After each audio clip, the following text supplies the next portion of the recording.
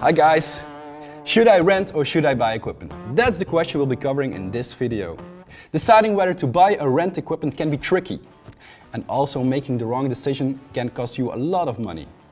So let's dive into this topic. I'm Kevin from Checkroom and we created a tool to calculate what your best option is. You can get access to the tool via the link below. Also, we'll discuss the pros and the cons and we'll give you some tips and tricks. If you are interested in more content like this, feel free to subscribe to our channel. Now, let's start with the financial part and jump straight away into the tool. Let's go with the Sony FS7. First, I enter the purchase price of the camera. Then I add the renting price, the total travel time from and to the renting firm. Lastly, I add the depreciation time. For AV equipment, that's 4 years on average. If you really want to be sure, check this beforehand with your accountant. If you want to get the most accurate result, you can also add the gas costs. But I'm going to skip this for now. Then you just click calculate and there it is. So now I need to forecast if I use this camera body for more than 22 times during the depreciation time of 4 years to make it worth buying. Super easy, right? You probably want to know how trustworthy this calculation is. Let me explain. We'll use the same Sony FS7 camera as an example. So the total purchase price is $8,998.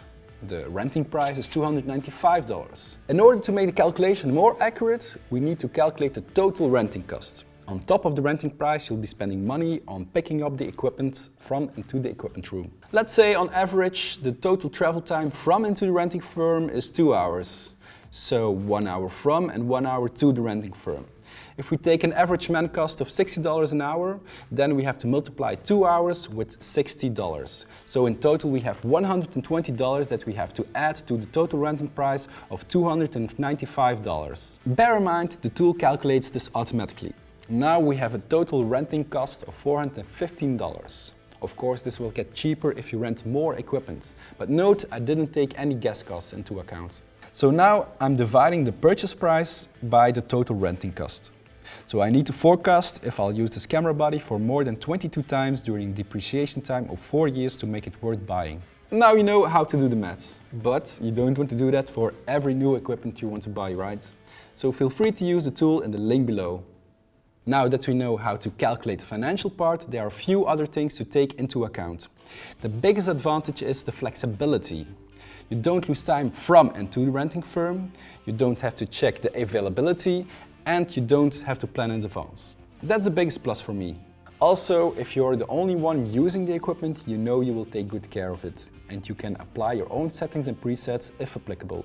However, buying might not make sense for everyone. If you're a starter, the initial cost can be quite high.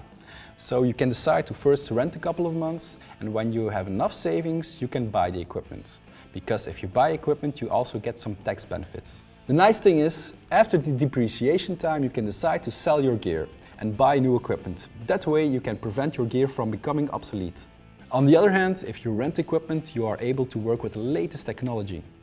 You're also flexible in what gear you are using, because you don't want to limit the creative process with the gear you already own. Last but not least, renting equipment frees you from maintenance and repair costs. But if you screw up a camera, you will be held responsible anyway. Also, you don't have to worry about safely storing the equipment. Basically, if you're frequently using the equipment, buying will be cheaper than renting.